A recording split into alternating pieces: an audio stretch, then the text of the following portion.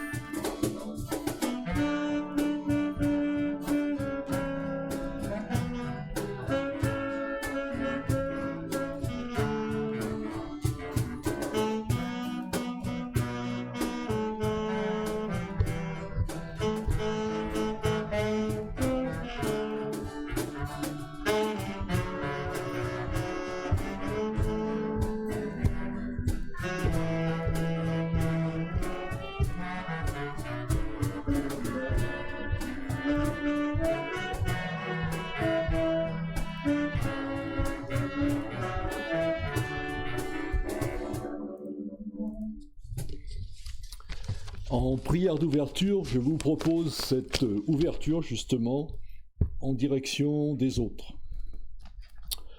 Heureux ceux qui respectent la révolte et la colère, ceux qui derrière le refus entendent l'envie de se battre ou d'abandonner. Heureux ceux qui dérangent leurs habitudes, déshabillent leurs certitudes pour approcher celui qui souffre. Heureux ceux qui viennent dire bonjour, prendre des nouvelles, ceux qui osent croiser le regard douloureux. Heureux ceux qui oublient de donner des conseils, d'imposer leurs prières appréciées, apprêtées, pour entendre le doute et les questions. Heureux ceux qui jamais ne disent « tu devrais, tu pourrais », ceux qui viennent chercher l'autre sur la terre aride de la solitude. Heureux ceux qui disent leur attention, leur affection, en étant là, simplement. Heureux êtes-vous quand vous affrontez votre gêne, votre peur, pour partager juste un peu de votre vie. Heureux êtes-vous parce que vous aimez. Et nous prions dans la louange. Béni soit le Seigneur. Il nous a aimés avant que nous le connaissions. Il nous a donné sa parole pour que nous l'entendions. Il nous a donné Jésus-Christ pour que nous l'aimions. Il nous a donné sa promesse pour que nous espérions. Béni soit le Seigneur. Il nous a fait sortir de l'impasse où nous étions. Il nous a donné sa parole pour nous diriger. Il nous a donné Jésus-Christ pour nous guider. Il nous a donné sa promesse pour que nous retournions à lui. Béni soit le Seigneur. Il vient lui-même marcher vers nous. Il nous donne sa parole qui nous fait connaître sa volonté. Il nous donne Jésus-Christ, qui est le chemin et la vie. Il nous donne sa promesse, qui nous rend joyeux dans l'obéissance. Béni soit le Seigneur. Et on va chanter un premier chant, et c'est sur les recueils le 45-21. Trouvez dans ma vie ta présence. 45-21. On va chanter les 3 strophes.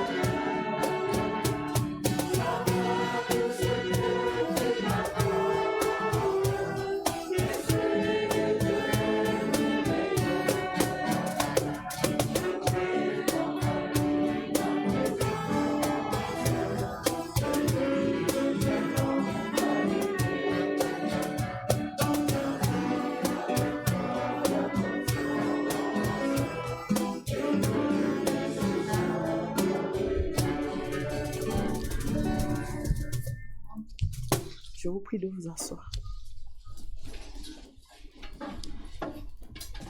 Écoutons à présent la loi que Dieu nous donne. Brise les chaînes injustes, délivre ceux qu'on opprime, mets fin à tout esclavage. Partage ton pain avec celui qui a faim.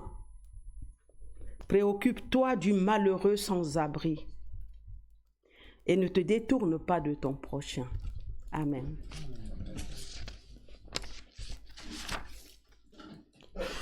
La loi de Dieu nous conduit à reconnaître notre péché.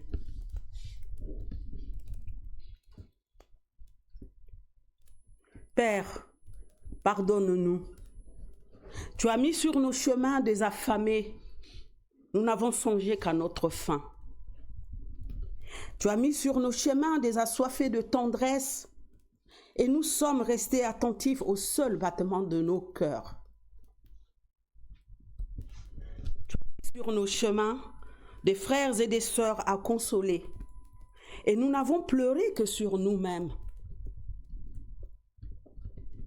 Tu as mis sur nos chemins des petits à soutenir et nous n'avons porté que nos fardeaux. Tu as mis sur nos chemins tous les sanglots du monde et nous n'avons pensé qu'à nos succès et à nos joies. Père, pardonne-nous.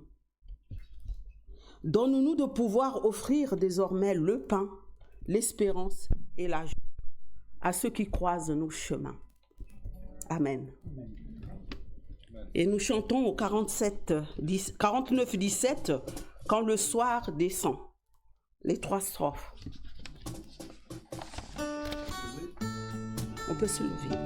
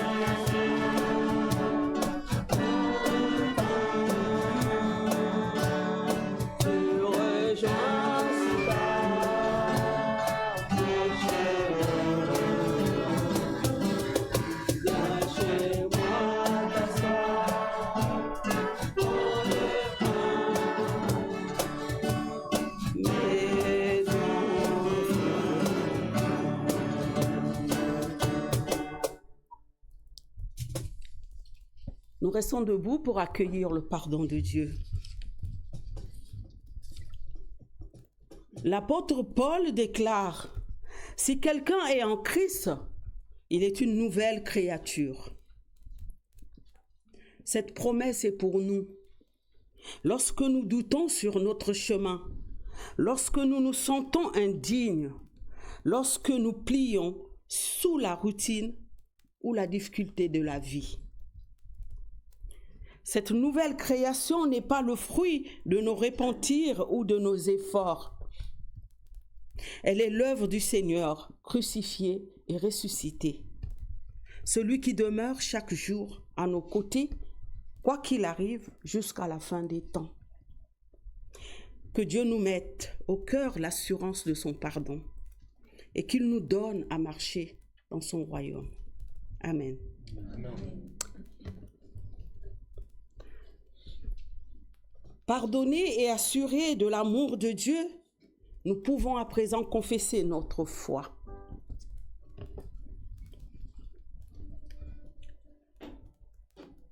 Cette confession de foi, nous l'avons empruntée à Michel Wagner. Ne me demandez pas qui il est.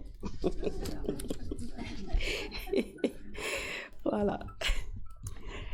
Je crois en Dieu, le Seigneur qui est, qui était et qui vient. Je crois à notre histoire habitée, soulevée, fécondée par le Seigneur vivant. Dans sa parole heureuse et nouvelle, dans les signes de l'eau et du pain, dans les cris du pauvre et de l'affamé, dans les signes du prisonnier et du rejeté, il m'attend et me parle, mystérieux visiteur, dont le souffle de vie me fouette le visage. Avec mes frères et mes sœurs, je sais qu'il habite notre aujourd'hui. Je crois, avec tous les hommes d'hier, qu'ils déchiffrèrent sa trace dans l'histoire. Peuple libéré de la servitude et tensé par les prophètes, peuple chanteur des psaumes et sage des proverbes, et les apôtres témoins de sa voix sainte. J'entre dans ce grand cortège qui suit le Nazaréen. Paul de Tarse, Saint François d'Assise, Martin Luther, Jean 23, qui n'ont cru en vain, qui n'ont pas cru en vain. Je crois dans le bruissement du monde, entendre les coups qu'il frappe à la porte. Discerner le pas silencieux de celui qui vient. C'est pourquoi, au chevet des malades et des agonisants, je prie. Avec tous les opprimés et les torturés, je crie. Avec tous les passionnés, je cherche. Et les lutteurs, je milite. Car il vient celui-là qui rompt tous les destins et ouvre les chemins, qui désarme toutes les résignations et suscite les responsabilités. J'attends le vivant, dont la résurrection est mon espérance. Je crois au Seigneur, celui d'aujourd'hui, d'hier et de demain. Amen. Et nous chantons au 12-10 avec les cris de joie.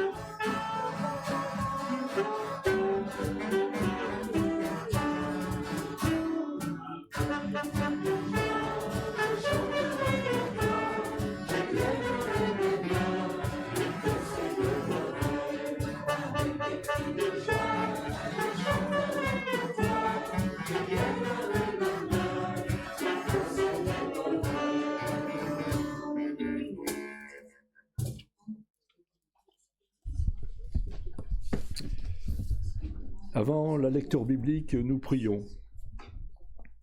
Ô Seigneur Jésus-Christ, ouvre les yeux de mon cœur, afin que je puisse entendre ta parole et la comprendre et faire ta volonté. Car je suis un étranger sur cette terre. Dis-moi des choses cachées et secrètes de ta sagesse. On va prendre le texte biblique.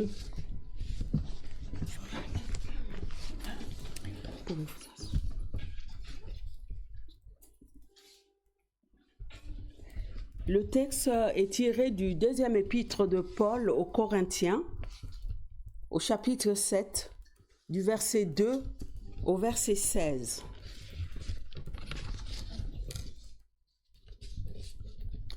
Faites-nous une place dans vos cœurs.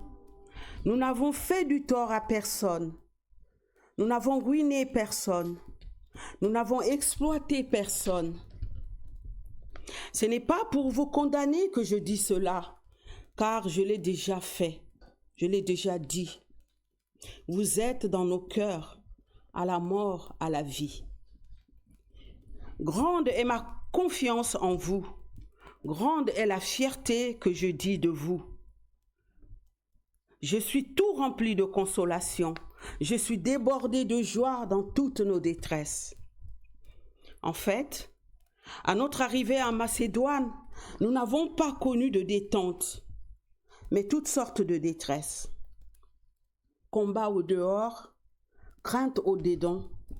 Mais Dieu, qui connaît les hommes, nous a consolés par l'arrivée de Tite, non seulement par son arrivée, mais par le réconfort qu'il a reçu de vous. Il nous a fait part de votre vif désir, de vos larmes, de votre zèle pour moi, au point que j'en ai eu une joie plus vive encore. Oui, je vous ai attristé par ma lettre. Je ne le regrette pas. Et si je l'ai regretté, cette lettre, je le constate, vous a attristé. Ne fût-ce qu'un moment. Je me réjouis maintenant, non de votre tristesse, mais du repentir qu'elle a produit. Car votre tristesse a été selon Dieu. Ainsi, de notre part, vous n'avez subi aucun dommage. Car la tristesse selon Dieu produit un repentir qui conduit au salut et ne laisse pas place au regret. La tristesse selon ce monde produit la mort. Voyez plutôt ce qu'a produit chez vous la tristesse selon Dieu. Mais oui, quel empressement, quelle excuse, quelle indignation, quelle crainte, quel zèle, quel désir, quelle punition. De toute façon, vous avez vous-même prouvé que vous étiez net devant cette affaire. Bref, si je vous ai écrit, ce n'était pas à cause de l'offenseur, ni à cause de l'offense, mais pour faire voir devant vous, en présence de Dieu, le zèle que vous avez pour nous. Voici ce qui nous a consolés. Outre cette consolation personnelle, nous réjouit plus encore de la joie de Tite, dont l'Esprit a reçu de vous un plein apaisement. Car si j'ai devant lui montré quelque fierté de vous, je n'ai pas eu à en rugir. Mais comme nous vous avons toujours dit la vérité, ainsi la fierté que nous avons montrée de vous devant Tite s'est trouvée justifiée. Sa tendresse pour vous n'en est que plus grande lorsqu'il se rappelle votre obéissance à nous, à tous, avec quelque crainte et quel tremblement vous l'avez accueilli. Je me réjouis de pouvoir, en tout compte, compter sur vous. Amen.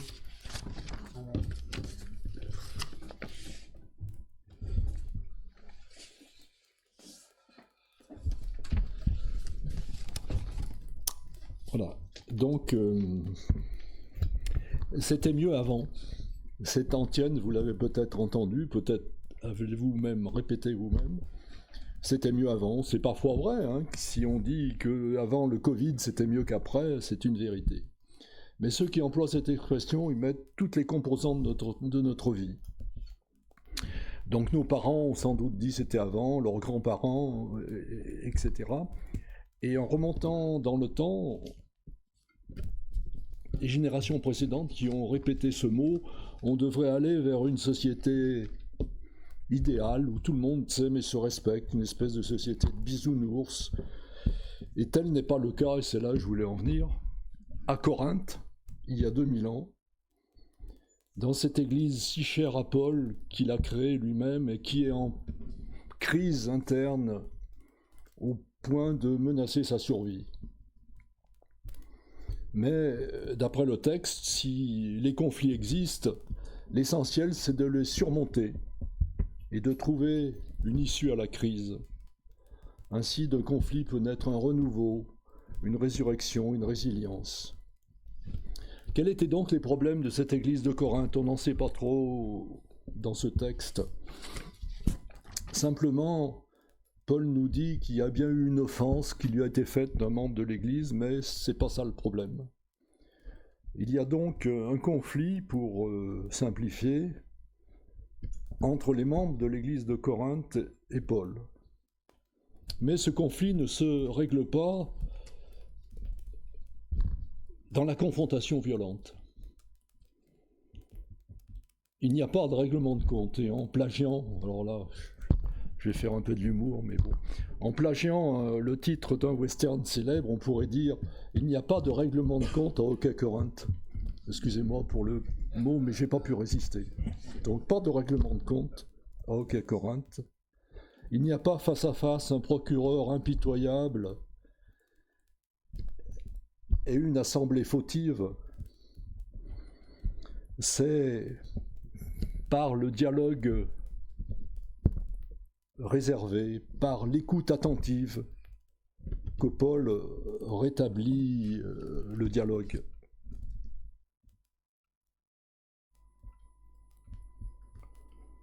Paul ne se pose pas en procureur. Il leur dit, faites-nous une place dans vos cœurs. Il leur dit encore, ce n'est pas pour vous condamner que je vous dis cela. Grande est ma confiance en vous. Et apparemment, la méthode marche. Je me réjouis de pouvoir tout compter sur vous, leur dit-il encore. La force de conviction plus que l'argumentation forcée, la tendresse plus que la persuasion ou la contrainte, c'est tout un mode de communication à l'autre, de relation à l'autre qui nous est ainsi proposé. Une espèce de code de conduite en quelque sorte, basé sur la confiance et la bienveillance. Examinons maintenant un autre aspect du texte de Paul qui peut nous interroger un peu, celui de la tristesse. Curieux cette espèce d'éloge de la tristesse. On n'attribue pas à la tristesse pourtant des vertus évangéliques, et notamment dans ce texte qui est celui d'une transformation personnelle. Enfin, bon, Paul nous parle de la tristesse. Donc, bonjour tristesse, donc, par le premier roman de Françoise Sagan, Bonjour tristesse, donc, dans lequel elle nous disait que la tristesse se répandait sur elle comme une soie écarlate et l'éloignait des autres. C'est pas le programme de Paul. Donc laissons donc Françoise Sagan, en dépit de son attrait littéraire, revenons à Paul qui est plus exigeant pour nous.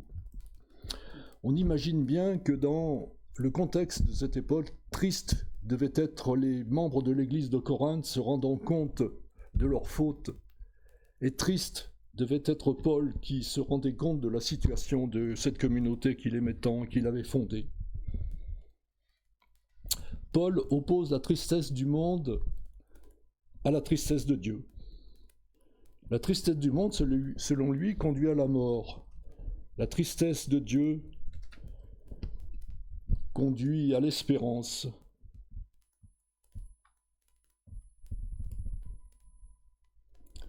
Tristesse d'un honneur perdu, qui s'oppose à la tristesse de celui qui s'est éloigné de Dieu. Tristesse de celui qui possède contre la tristesse de celui qui veut, qui entend partager. Tristesse de celui qui a perdu la confiance contre la tristesse de celui qui cherche à la retrouver. Tristesse de l'échec contre la tristesse de la quête difficile de l'enseignement de Dieu. Le texte des Corinthiens donc nous met bien en face de cette réalité que nous avons tant de peine à réaliser face au programme qui nous est donné. On peut tenter d'illustrer ce que la tristesse de Dieu peut produire sur nous en reprenant les propres termes de Paul, tout ce qu'il nous dit, quelles excuses, quel empressement, etc. Quelles excuses? Les excuses de celui qui réalise le tort qu'il a fait à l'autre, à Dieu. Quel empressement? L'empressement du nouveau converti qui trouve de nouvelles raisons d'espérer. Quelle indignation quand on prend conscience du temps perdu et des erreurs commises. Quelle crainte, je reprends tous les termes de l'épître de Paul, quelle crainte, la crainte de ne pouvoir tenir toutes les promesses que porte en nous la relation à Dieu.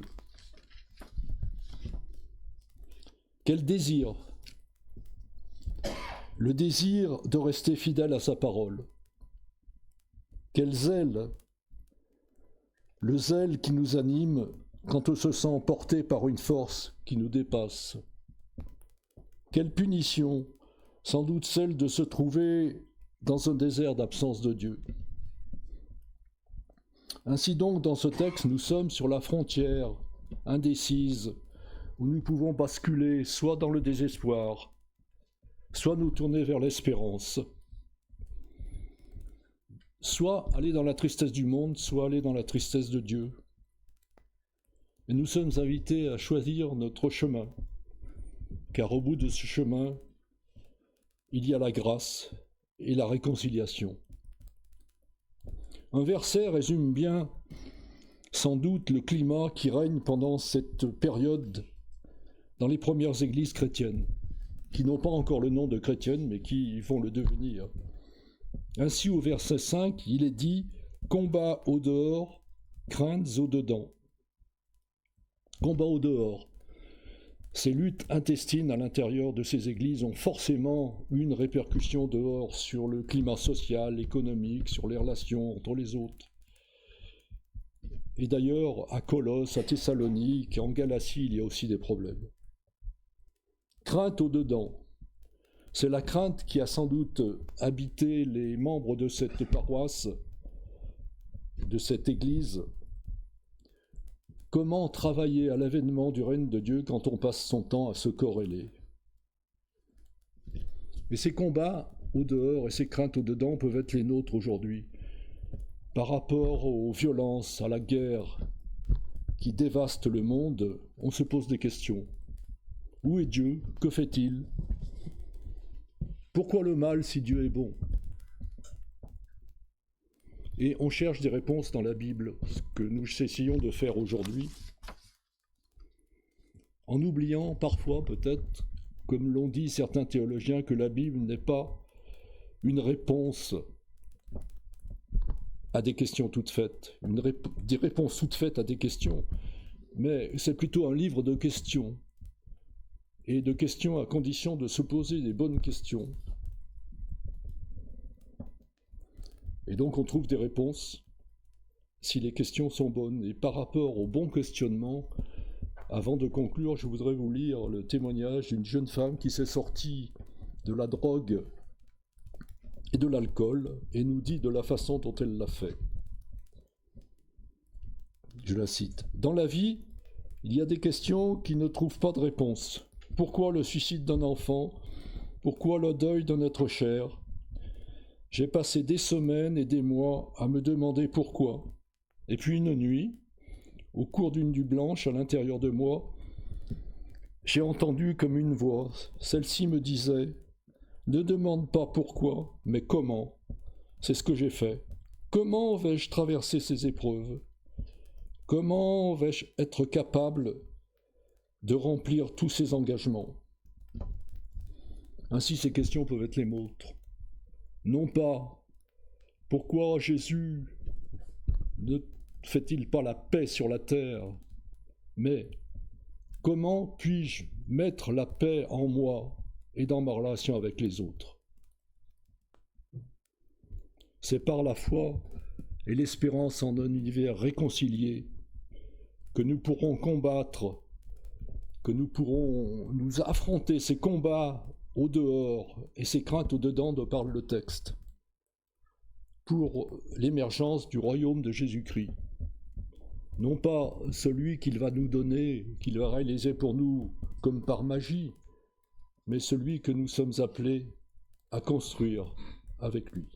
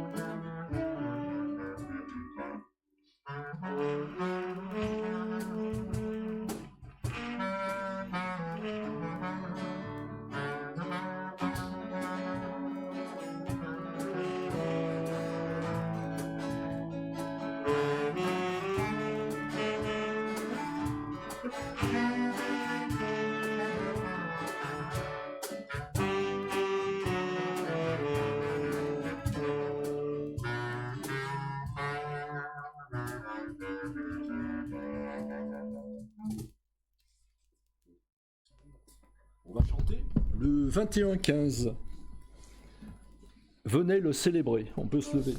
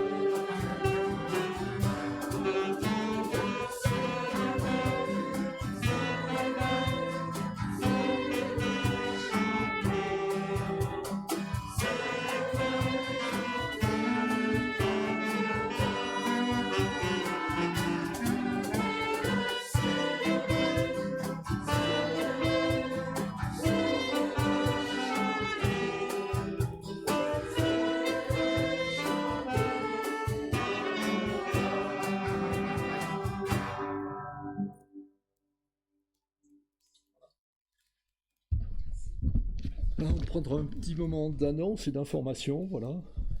Alors, Isabelle.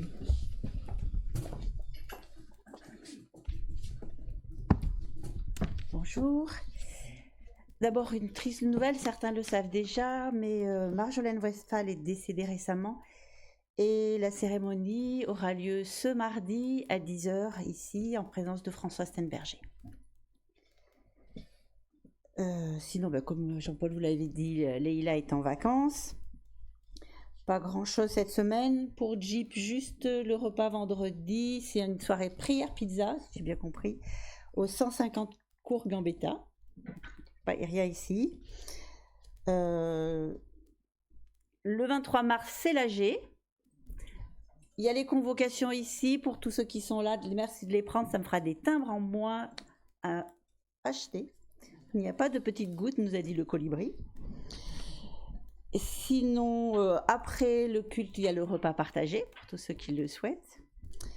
Dimanche prochain, le culte est à 10h comme d'habitude, mais il y a une prière de Thésée à 18h à Saint-Viateur. Voilà.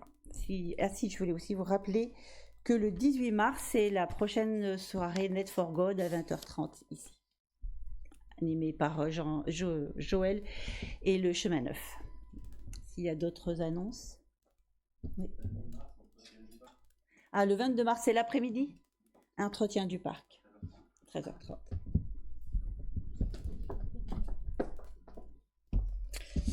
Je viens faire un peu de publicité pour une journée qui est organisée donc, par les catholiques pour le dimanche des rameaux, qui s'appelle Tous invités, tous différents, donc une journée sur le thème du handicap, l'idée étant d'accueillir les personnes en situation de handicap et leurs amis, leurs familles.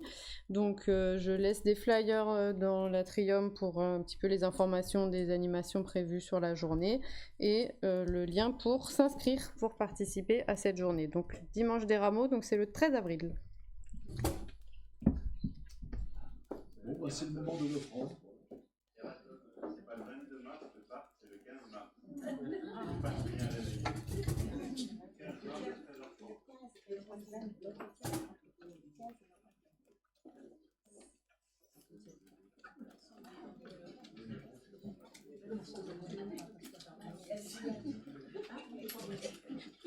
C'est maintenant le moment de l'offrande, comme on a dit.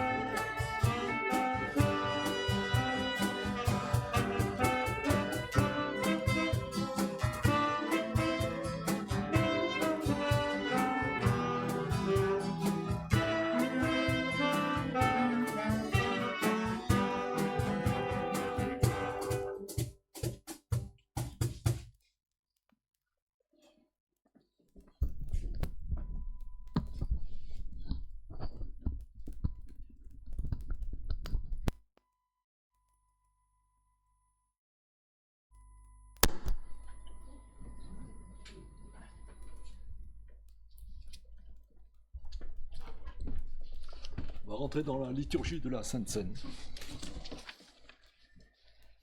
Louons l'Éternel. C'est notre joie de remercier Dieu pour la vie qu'il nous donne, vie terrestre et vie éternelle, pour l'eau de notre baptême, pour le pain et le vin de nos repas. C'est notre joie d'être les invités, les amis, les frères et sœurs du Christ, de reconnaître dans ce pain et ce vin les signes de son amour, de sa mort, de sa résurrection et l'annonce de son royaume.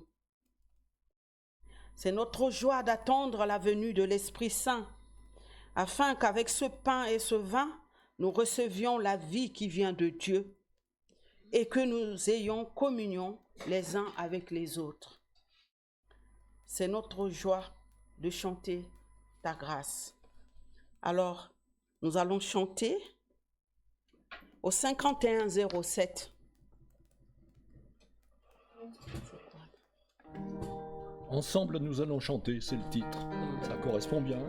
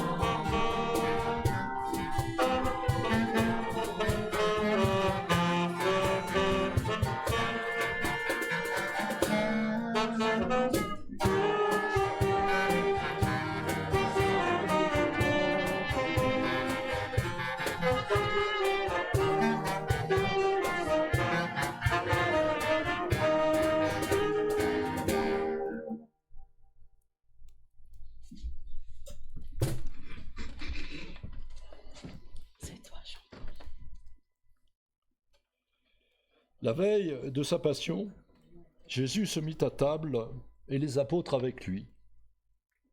Il prit du pain et après avoir remercié Dieu, il le rompit et le leur donna en disant : « Ceci est mon corps donné pour vous.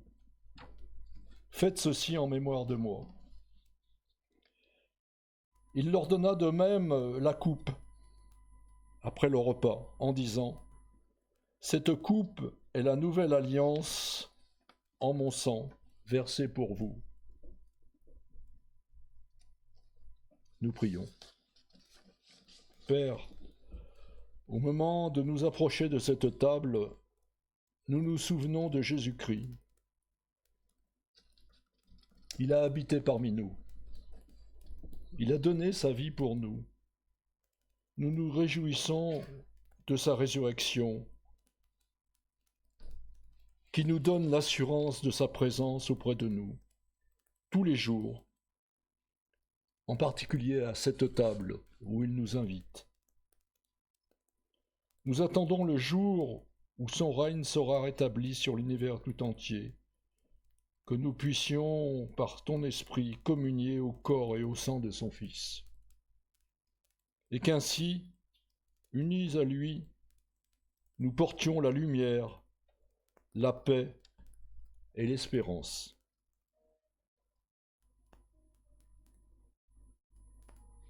Et comme Jésus nous l'a enseigné, nous disons, tous ensemble, « Notre Père, qui es aux cieux, que ton nom soit sanctifié, que ton règne vienne, que ta volonté soit faite sur la terre comme au ciel. Donne-nous aujourd'hui notre pain de ce jour. Pardonne-nous nos offenses, comme nous pardonnons aussi à ceux qui nous ont offensés. Ne nous laisse pas entrer en tentation, mais délivre-nous du mal. Car c'est à toi qu'appartiennent le règne, la puissance et la gloire, pour les siècles et les siècles. Amen. Voilà, on est tous invités à former le demi-cercle. Et tous ceux qui reconnaissent Jésus-Christ, leur Seigneur, sont invités. Et ceux qui ne veulent pas communier passeront le pain et le vin et le jus de raisin à leurs voisins.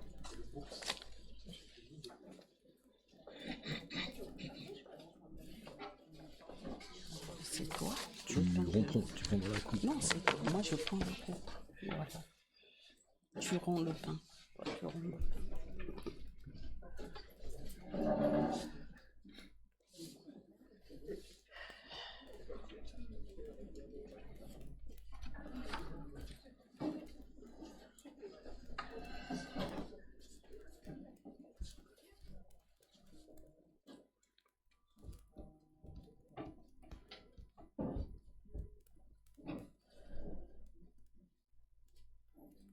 le pain que nous rompons et communion au corps de notre Seigneur Jésus-Christ. La coupe de bénédiction pour laquelle nous rendons grâce et communion au sang du Seigneur Jésus-Christ.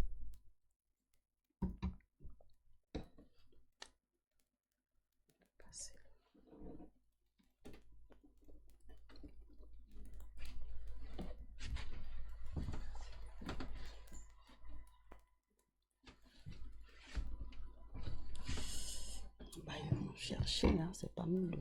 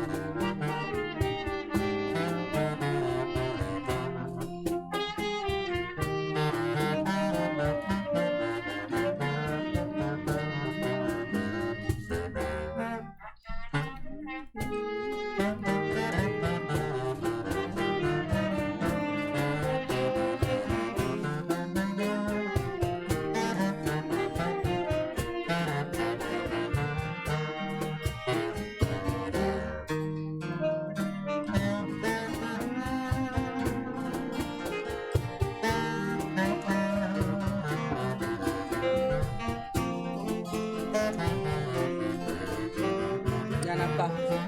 Attends, je pense ça va revenir.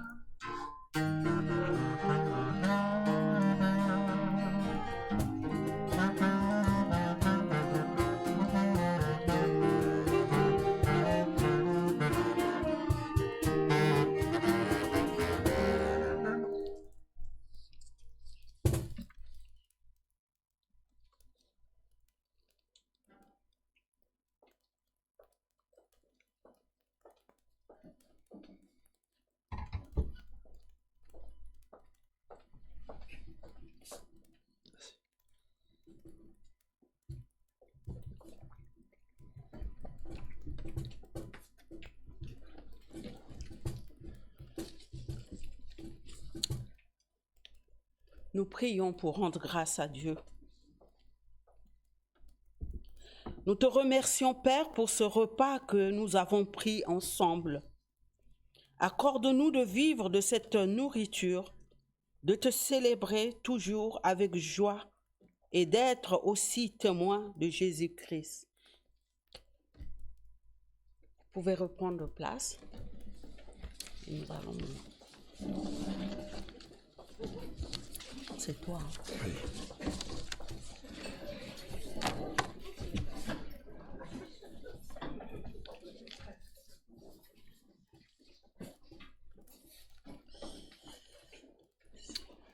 Nous prions dans l'intercession. Fais que nous vivions une communauté fraternelle, ouverte au monde, porteuse de foi et d'espérance, en direction des plus démunis. Fais que nous nous sentions utiles pour être un ferment de paix et de fraternité entre les hommes. Permets-nous de surmonter les craintes dont parle Paul qui sont au-dedans de nous, ainsi que d'affronter ces combats du dehors, qu'ils aient nom lutte contre le racisme, rejet de l'autre et des différences, orgueil. repli sur soi ou indifférence, lutte contre les inégalités. Mets en nous la tendresse et la bienveillance dans nos rapports avec les autres. Et comme prière d'envoi, je vous propose cette prière trouvée sur le corps d'une sœur de la communauté du Sacré-Cœur. Vis le jour d'aujourd'hui, Dieu te le donne. Il est à toi. Vis-le en lui. Le jour de demain est à Dieu. Il ne t'appartient pas. Ne porte pas sur demain le souci d'aujourd'hui. Demain est à Dieu. Remets-le lui. Le moment présent est une frêle passerelle. Si tu le charges des regrets d'hier et de l'inquiétude de demain, la passerelle cède et tu perds pied. Le passé, Dieu le pardonne. L'avenir, Dieu le donne. Vis le jour d'aujourd'hui en communion avec lui. Et on terminera par notre chant célèbre, Évez-nous, Shalom. On reçoit d'abord la bénédiction. Recevons la bénédiction. Une bénédiction préalable.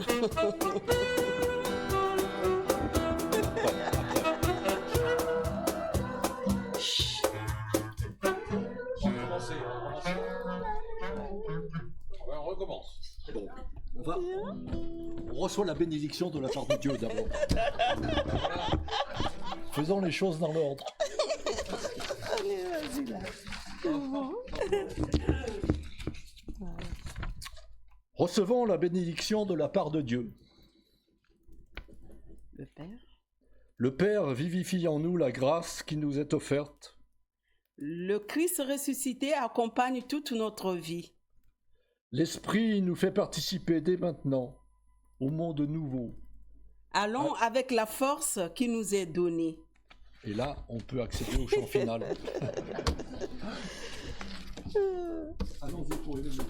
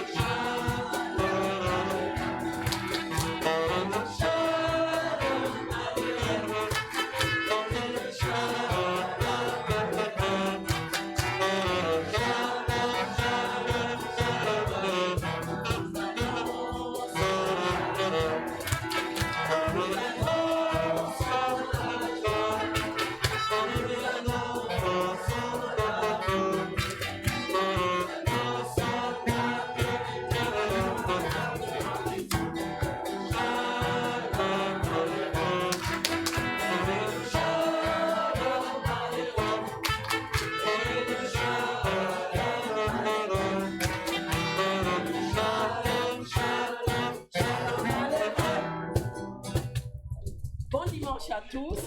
Et puis merci.